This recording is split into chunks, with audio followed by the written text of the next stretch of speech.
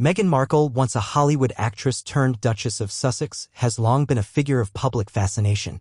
But in recent years, her brand, both personal and commercial, has undergone a dramatic transformation. From a royal departure steeped in controversy to media deals and business ventures that seem to fizzle out as quickly as they launch, her latest endeavor is raising eyebrows yet again. Her new business, which she proudly calls her own, appears to be little more than an elaborate affiliate marketing scheme. While branding herself as an entrepreneur, critics argue that she's merely leveraging her fame to promote third-party products without offering anything truly original.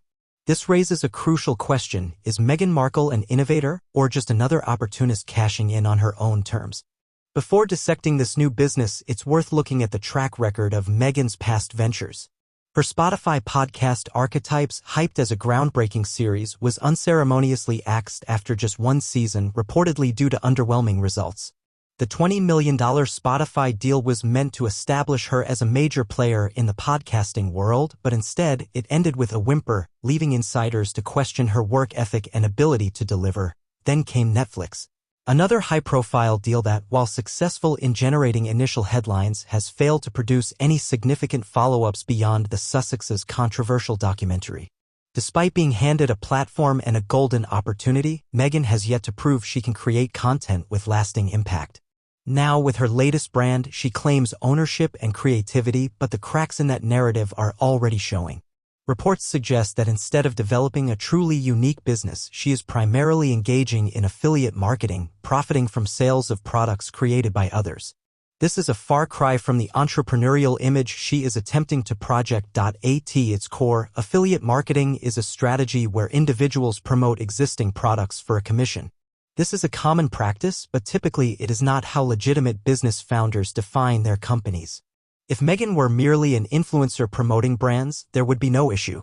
However, the controversy arises from her presenting this venture as her own creation when in reality she is simply a well-paid middleman, unlike real luxury entrepreneurs who invest in design, production, and innovation.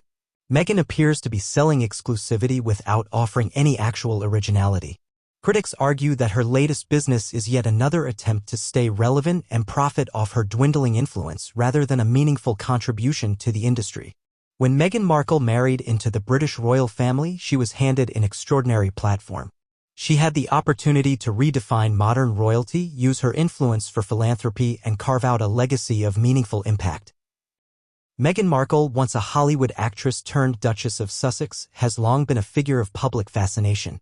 But in recent years, her brand, both personal and commercial, however, since her departure from royal duties, her trajectory has been anything but inspiring.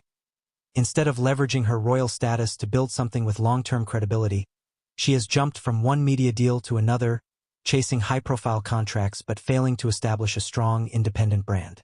This has led critics to label her as a grifter, someone who capitalizes on their connections and fame but lacks the ability to deliver anything substantial. In stark contrast, other public figures who have left prestigious institutions, whether in politics, entertainment, or royalty, have successfully built brands that stand the test of time.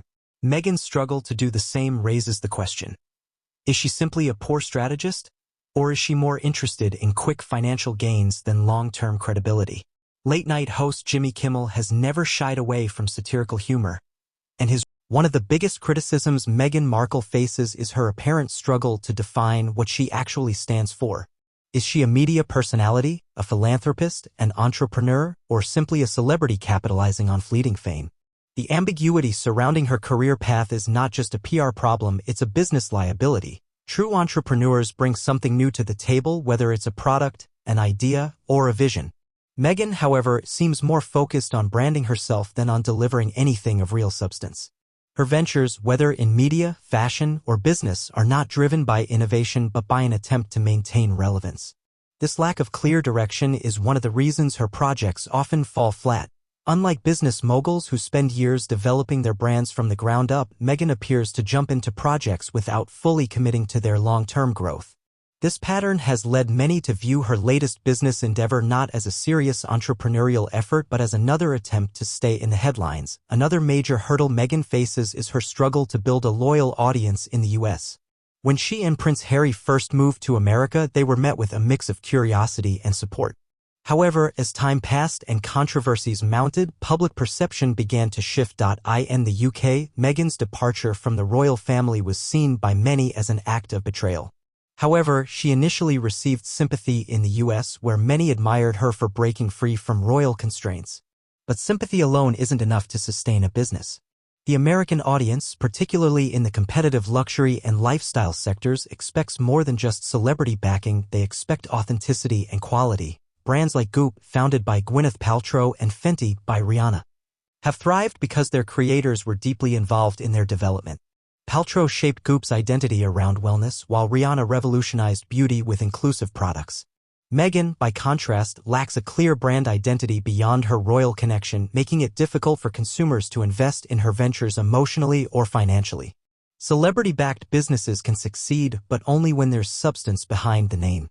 Even Kim Kardashian, whose brand is built on fame, has managed to establish billion-dollar businesses like Skims by offering products that people genuinely want.